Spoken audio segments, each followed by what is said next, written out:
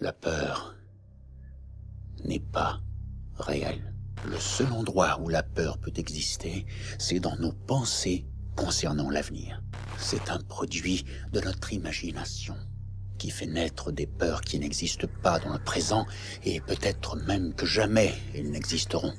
Le danger est on ne peut plus réel, mais la peur est un choix. On se raconte tous une histoire ou une autre. Dans cette vidéo, tu vas découvrir comment te libérer de la peur pour vivre pleinement ta vie comme Will Smith et ne pas rester paralysé grâce à 3 méthodes thérapeutiques. Donc si tu veux connaître ces 3 clés pour gérer et dissiper la peur, reste jusqu'au bout. Et tu es libre de télécharger la fiche technique qui regroupe les principaux exercices concrets à réaliser directement.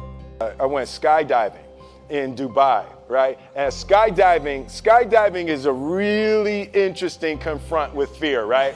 So I gotta stand up. I'm sorry, I gotta stand up. All right. So what happens is you go out the night before and you take a drink with your friends and somebody says, yeah, we should go skydiving tomorrow.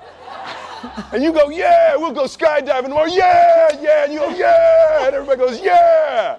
Right? And you go home by yourself, you're like, Right? And you're like, well, I mean, they was drunk too. Right? So maybe they not, I mean, we don't have to go. We don't have to do it. So then that night you're laying in your bed and you just keep, and you're terrified. You keep imagining over and over again jumping out of an airplane and you can't figure out why you would do that, right?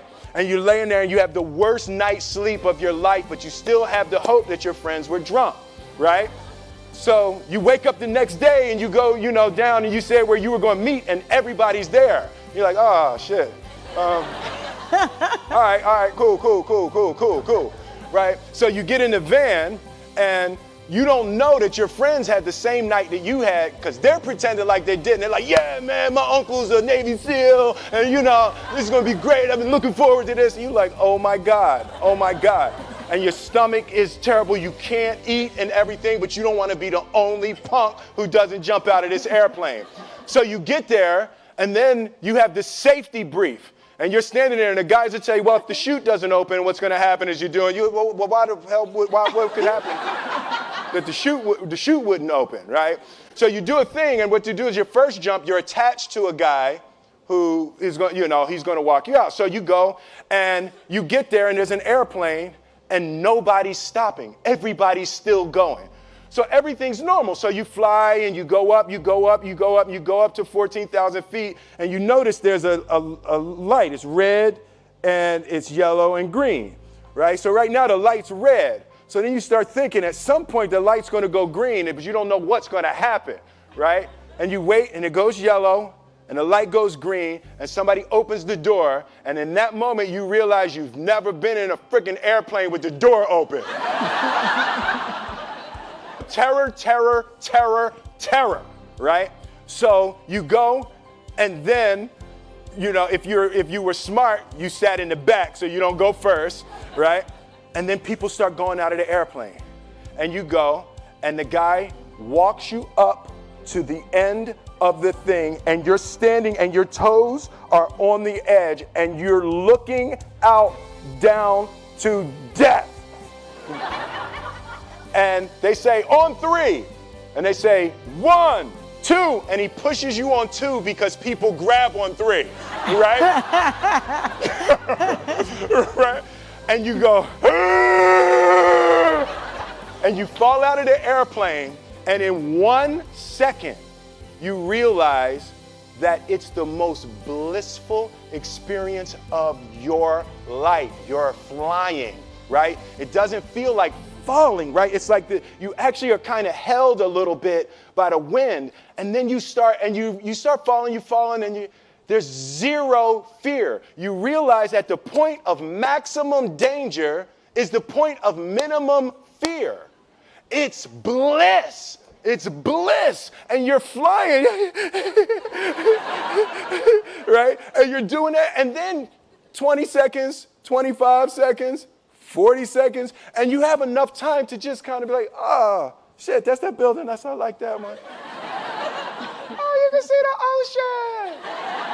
right? You start doing all of that. And the lesson for me was, why were you scared in your bed the night before?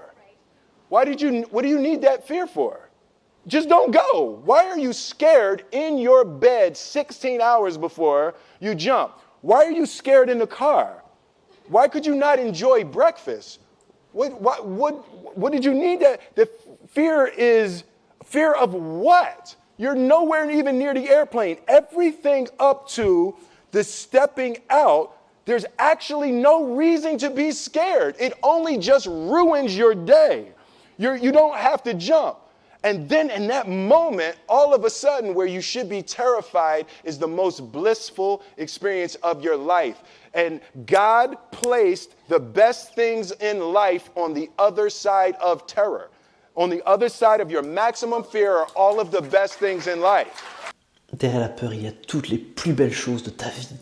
Derrière la peur, il y a de l'enjeu. Derrière la peur, il y a un trésor, ton épanouissement personnel. Plus tu doutes, plus tu as peur. L'inconnu fait peur, c'est normal, c'est naturel.